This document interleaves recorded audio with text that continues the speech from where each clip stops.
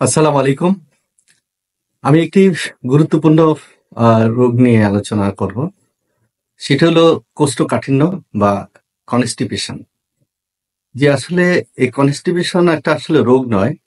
নানা রোগের এটা একটি প্রতিফলন আরকি আমাদের শরীরে। তো সেক্ষেত্রে কোষ্ঠকাঠিন্যের অনেকগুলো কারণ আছে। তার মধ্যে হলো যে আমরা যারা শারীরিক পরিশ্রম করি না, তাদের সাধারণত এই প্রবলেমগুলো বেশি হয়। যেমন দেখা যায় যে যারা আহ, লেখালেখি করেন কিংবা কম্পিউটারে বসে কাজ করেন, অফিসে কাজ করেন, উকিল, ডাক্তার, মুক্তার এই ধরনের লোকজনদের সাধারণত এই মানে রোগটা বেশি দেখা যায়। তবে এই কোষ্ঠকাঠিন্য যে এখন তাদেরই হচ্ছে তা না। এখন এটা দেখা যাচ্ছে যে এটা প্রায় মহামারীর মতন। অধিকাংশ লোকই বলে যে খুব কোষ্ঠকাঠিন্য ভুগছে।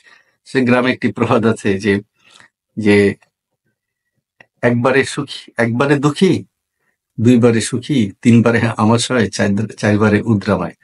তো একবার পায়খানা যদি হয় তাহলে আহ, দুঃখী, আর দুবার হলে সুখী। অর্থাৎ দিনে দুবার পায়খানা হওয়া ভালো। আর তিনবার যদি হয় সেটা আমাশয় হয়, চারবার হলে সেটা দেখা যায় যে আমাদের যেটাকে আমরা বলি আর কি লুজ মোশন কিংবা উদ্রাময় বা অনেক সময় এটাকে দেখা যায় যে এটা অনেক সময় আহ, একটা জীবনহানির ঘটনা ঘটে যায়।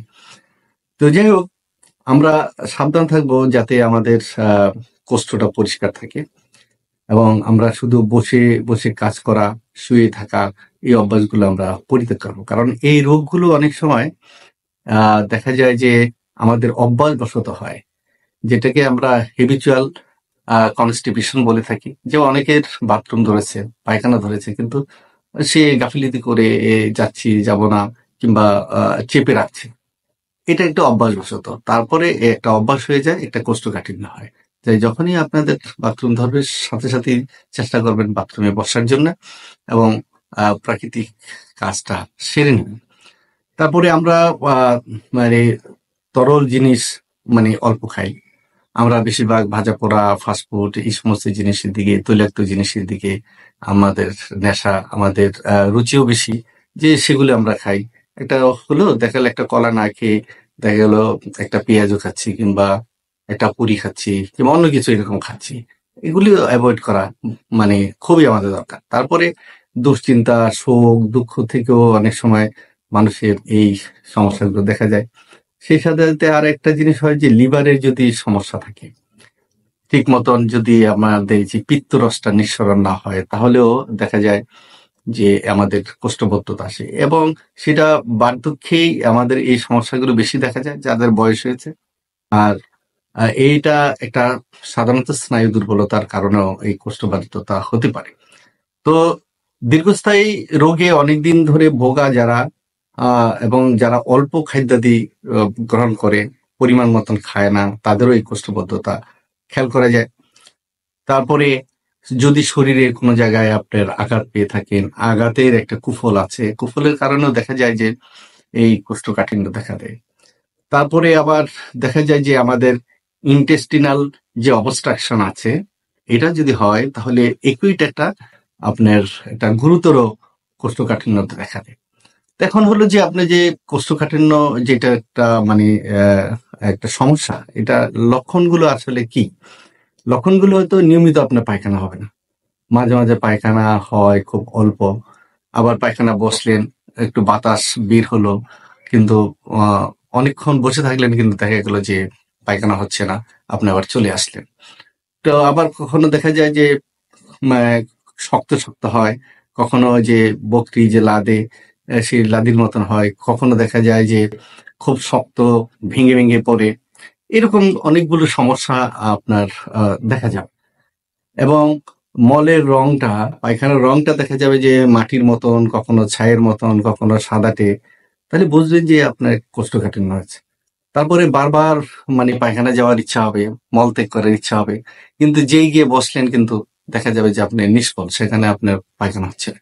এবং এর জন্য আসলে মাথা ঘোরা, অনেকের মাথা ধরা, তারপরে জ্বর ভাব, অরুচি, তারপরে খাদ্য খেতে ইচ্ছা হয় না, এটা খেতে ইচ্ছে হয় না, ওটা খেতে ইচ্ছে হয় না, কখনো বমি বমি ভাব, এইরকম।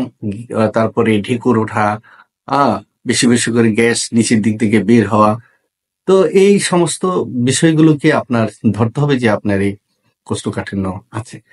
কখনো কোনো যে টক্সিক অ্যাবজর্পশন যদি হয়, তখন এটা দেখা যাবে শরীর খুব খারাপ লাগছে। তারপরে লিভার এর কারণে তো জন্ডিস হবে, আর জন্ডিস যদি হয় সাধারণত কোষ্ঠকাঠিন্য বেশি দেখা দেয়। তো এই সমস্ত জটিল অবস্থা থেকে আমাদের মুক্তি পেতে হবে, এবং সেই জন্য আমরা যারা যে সারাক্ষণ দেখা যায় যে আহ, বসে বসে কাজ করি, কিংবা মোবাইল চালাচ্ছি, কম্পিউটার চালাচ্ছি, অফিসে কাজ করছি, তাই না? এই সমস্ত থেকে একটু মানে সময় সময় মতো করে একটু হাঁটাহাঁটি করতে হবে। একাধারে বসে একাধারে শুয়ে এই সমস্ত কাজগুলো করা যাবে না। হাঁটা চলার মধ্যে থাকে, ঘরের ভিতরে হাঁটেন, ওঠেন, বসেন, 10 মিনিট একটু হাঁটলেন, 1 ঘন্টা কাজ করে, তাহলে অনেকটা দেখা যাবে যে সমস্যার সমাধান হয়ে যাবে। তো আপনার কতগুলো কুলক্ষণ আছে যে বেশি কোষ্ঠকাঠিন্য যদি হয়, তাহলে যেটা আমরা টক্সিমিয়া বলি, এই লক্ষণটা দেখা দেয়। এবং অনেক সময় দেখা যায় যে এর থেকে আপনার অ্যান্টেরিক একটি জ্বর হয়। এই জ্বরটা খুবই কুলক্ষণের জ্বর, খুব একটা ভালো না। তো সেক্ষেত্রে আমরা একটু সাবধান থাকবো।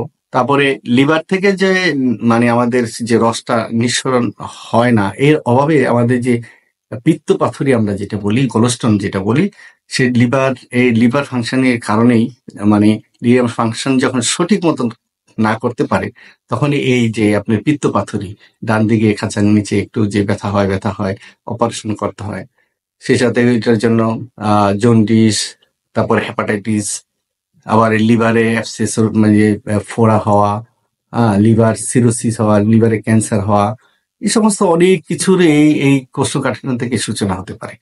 তো সেই জন্য খাদ্যে যে অরুচি আসা, খাদ্য অনিচ্ছা হওয়া, কখনো বমি বমি ভাব হওয়া, এই কুলক্ষণগুলো যখন আপনার দেখা দিবে, তখন আপনাকে অবশ্যই সাবধান হতে হবে। খাওয়া দাওয়ার ক্ষেত্রে যে পেঁপে খাওয়া, তারপরে বেল খাওয়া, ইসবগুলির ভুসি খাওয়া, পানি বেশি করে খাওয়া, একটু দৌড়ঝাঁপ করা, হাঁটাহাঁটি করা, খাওয়ার পরেই বসে না পড়া কিংবা শুয়ে না পড়া, এই কাজগুলো আপনাকে করতে হবে। তাহলে দেখা যাবে যে কষ্ট হবে না। ইদানিংকালে অনেকেই দেখা যায় যে আহ লতা পাতা খাচ্ছে, বিশেষ করে সোনা পাতা খাচ্ছে, আবার অনেকে গরম দুধ দিয়ে ইসবগুলি ভুসি দিয়ে খাচ্ছে। এভাবে দেখা যায় যে মোটামুটি নিজেরা চেষ্টা করতেছেন। তো সেক্ষেত্রে অনেকেই আবার এতই মানে দুঃখ কষ্টে থাকেন যে আহ 3 দিন, 5 দিন, 7 দিন কোনো পায়খানা করার মানে ইচ্ছেই জাগে না, ব্যাগই আসে না। আবার কারো কারো দেখা যায় 1 মাস, 2 মাস, 3 মাস। আমাদের এক কলিগের 3 মাস পরে সে মানে পায়খানা করতো। তা আমি তাকে একদিন জিজ্ঞেস করলাম যে এভাবে কিভাবে? কারণ আমার কোনো সমস্যা হচ্ছে না, আমি তো 3 বেলা ভালো খেতে পারি, করতে পারি। আসলে প্রকৃতি মানুষকে কিভাবে লালন করে সেটা একমাত্র প্রকৃতি জানে। তো এই সমস্যাগুলো থেকে মুক্তি পাওয়ার একটি পথ হলো একটা শৃঙ্খলিত জীবন। খুব সুশৃঙ্খল ভাবে আপনাকে চলতে হবে, আপনার স্বাস্থ্যবিধি মানতে হবে। তাহলেই দেখা যাবে যে আপনার এই কোষ্ঠকাঠিন্য রক্ষা পাওয়ার। আর কোষ্ঠ যদি পরিষ্কার থাকে, ধরে নেবেন আপনি 90% রোগ শরীরে নেই। তাই আমরা সবাই যেন একটু সাবধান থাকি। আর হোমিওতে অনেক ওষুধ আছে যে এই কোষ্ঠকাঠিন্য দূর করার জন্য।